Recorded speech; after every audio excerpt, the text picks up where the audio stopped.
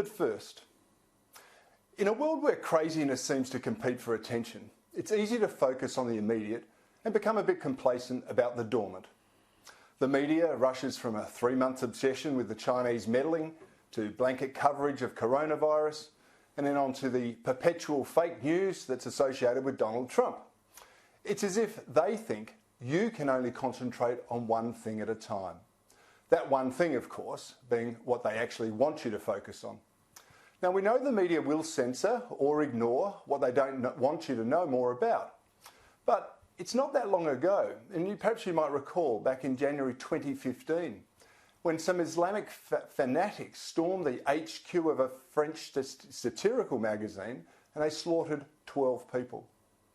Now, the victim's crime was that they actually worked for an outlet that dared publish images of Mohammed. Apparently, back then, we were all Charlie Hebdo, marching for freedom of speech, expression and tolerance. Now, why that particular event triggered millions to stand up and be counted is really not known to me.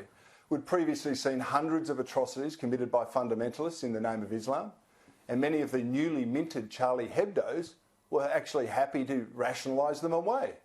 Some of them blamed the West for our foreign policy. Some parroted scripted lines about the religion of peace, while knowing next to nothing about Islamic history. And still others called for a form of Islamic appeasement as a sort of a cultural tactic to build understanding. I'm here to tell you it was all BS, because you cannot negotiate or rationalise with a terrorist prepared to commit the most heinous brutality in the name of their religion.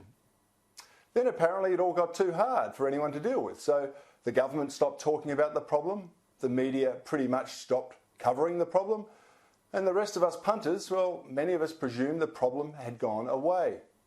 Unfortunately, the problem of Islamic fundamentalism and the fanatics behind it haven't gone away. They haven't even gone dormant. Since Charlie Hebdo, there's been an average of one terrorist attack attributed to Islamic fundamentalists every single week.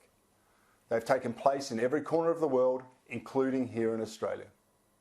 And just last week, a French school teacher was beheaded because he dared to discuss the concept of free speech and expression. His crime?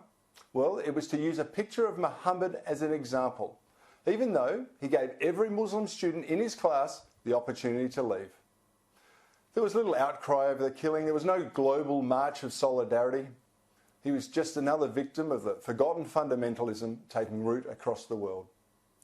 A bit closer to home, it was only a couple of months ago, there was a jihadi video urging sneak arson attacks to create bushfires in Australia. The aim of the jihadis in that case was to strike fear in the populace and to cripple, and I quote, disbelieving governments. So while the world is distracted by the endlessly pressing demands of today, the forgotten fundamentalists continue their plans to destroy us and our way of life. That is something we simply cannot afford to overlook.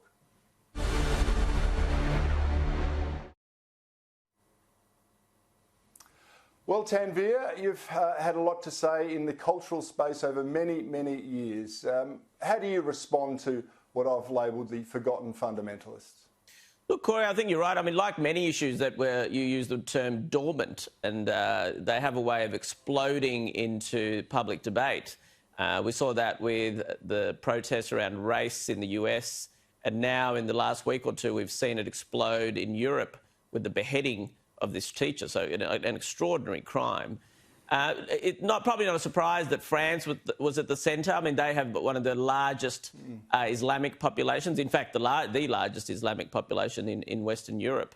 And they've had this debate for a while, and we also should say that France is renowned for having this intensely secular notion that there should be no religious symbols in public too. So some of these take an extra heat in France. Now, some of the debates they're going are relevant to us. Now, I think overall we probably do slightly better. A, we have a smaller Islamic population. Two, we have the skilled migration, which I do think means we integrate, for the most part, we integrate Muslims and other immigrant groups better. And we also have better social mobility. I think it's much easier to be an Australian if you're an immigrant. I certainly speak of this through my personal experience, but also more broadly at a policy level. I think it's much easier to be an Australian rise through the social ranks than it is in some of the cultures, say France, Germany, parts of Europe, where I think there's a much stronger sort of cultural history and there's a strong ethnic dimension to being, say, French, German, Spanish. So I do think they struggle. I think they struggle a little bit worse with this issue. But some of the key debates, I think, going on after this beheading, and Macron has been speaking about this, I think are relevant up to Australia. So one is, obviously, the migration debate has taken a bit of a backseat, given borders closed. Now, one interesting thing, I thought one of the speakers there was talking, we need to try harder to allow Muslims learn Arabic in mainstream schools, which I thought was an interesting... I think here it is relatively easy if you're, say, in communities, say in Lebanese communities in southwestern Sydney or other parts of Melbourne. Because one of the arguments is, they should be free to practice their religion. So how can we allow that without appeasing it too much? Like things like, say... Tanvir... Yeah. But Sorry. Tanvir, we have freedom of religion in this country, right? There's no drama. You can practice whatever religious beliefs you like in compliance with the law. Why should we be having to make special rules to appease a bunch of nut jobs? And I say this, these are radicals within the community, and there are evil people everywhere, but these people are justifying this in the name of religion. We've been to war over this for many times, I think, in the recent decades, since at least 2000. Catherine, you've been in those wars. You've led men and women in those on the battlefield there. How do we respond to these forgotten fundamentalists? Well, look, Cory, you've raised a whole layer of issues, and I should make clear I didn't actually serve in the global war on terror. All my service was in East Timor, but I certainly was involved in those operations to varying degrees. 2 points. Firstly, don't mistake the silence of the media and the elites who were all running around sending selfies about Charlie Hebdo from their Parisian holidays for the fact that our national security agencies think that the global jihad is over. They don't. I can assure you that our agencies are vigilant in this space. They're very good. And the analogy that's often used is, they say, it's a bit like being a soccer goalkeeper. The one spectacular thing that goes wrong gets through for every 5 or 6 that are foiled. Now, I'm with you. You can't... There is a Salafist wing of the global jihadist movement that is intensely theological. It is nonsense for people to say it's not about Islam, because it is. If you read the fatwa that bin Laden published, the call to jihad against crusaders and Jews, as it was called, in 1998, if you read the writings of Ayman al-Zawahiri, who's the resident theologian of Al-Qaeda, it is intensely theological. It's an encyclical that talks about the fact that we are not monotheists because Christians believe in Trinitarian God. So that's how they justify killing us. So there is a religious element to this that can't be overlooked. I will second Tanvir before throwing to Sarah on this, though. I played in an Islamic cricket team in Canberra, all males, all Pakistani Australians who'd taken out Australian citizenship. All were a great asset to this country. And on the front line of these wars, let's not forget, we're relying on Afghani and Jordanian and Pakistani intelligence agents and others to infiltrate these groups and provide the best human intelligence that we can possibly get as to the operations of these evil people who are a threat to the states that those people work for as well. That's right, Catherine, and probably also a good time to observe that the overwhelming majority of victims of fundamental terrorism are also Muslims. But I would agree with what you have said, that it's would be disingenuous, at the very least, to pretend that religion doesn't play a role in this. I think, Cory, you're very right to say that we need to call this out for what it is. Any sort of hate, any fundamentalist crime, any evil, any terror that is carried out in the name of a god, in the name of a religion, should be confronted for what it is.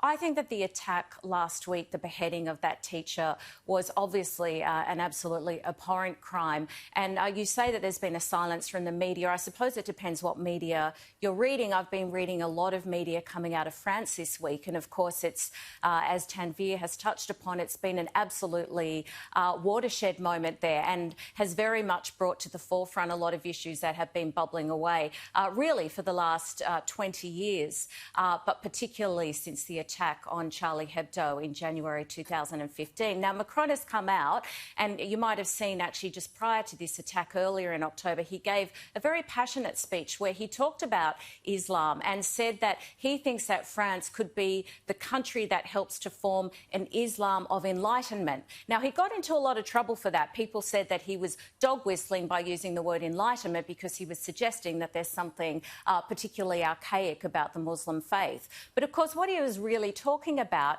is what's called in France laicité, which is secularism. Again, Tanvir touched upon this.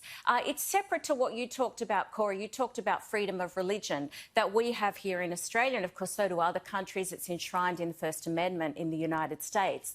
But laicité, or secularism, or the separation of church and state, that's actually different. And that talks about making sure that no religion is allowed to infiltrate education or any sort of state activity. And what I think is ironic here is that there was actually became a core principle of French democracy at the beginning of last century, when the idea was to protect French society and French liberty from the Roman Catholic Church. And of course, now we see that the real threat comes from Islam and fundamentalists. So, I mean, I'm curious, Cory, if I could bring it back to you. Do you not think that while in our time, certainly the overwhelming majority of terrorism has come, not exclusively, but the majority from fundamentalist Islam, do you not think that the real issue is that we should all have a little bit of that French liberty? We should all subscribe to the principle of laicité, and we should be saying that we are actually a modern secular country, and by all means practice your religion, but it cannot enshrine in our freedoms and our way of life in any way.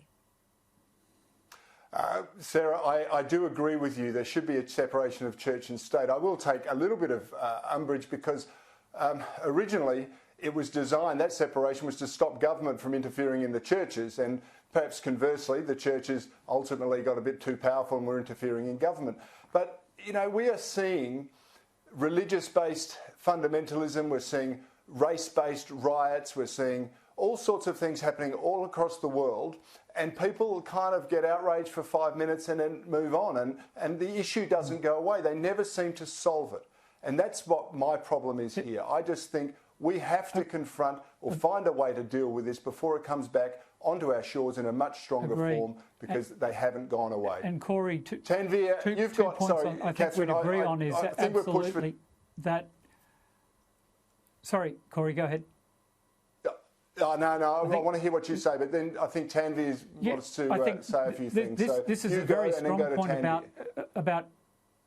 about decent border control, because you have no-go areas in Paris where the French police simply do not police Muslim neighbourhoods, and a lot of that immigration has been from Morocco and old French colonies. It has been unregulated and they've become ghettoised. So far, so good. As Tanvir has pointed out, our multicultural society has functioned better than that. We simply can't stand by. But the EU process of essentially open slather on borders has not worked. That's the lesson.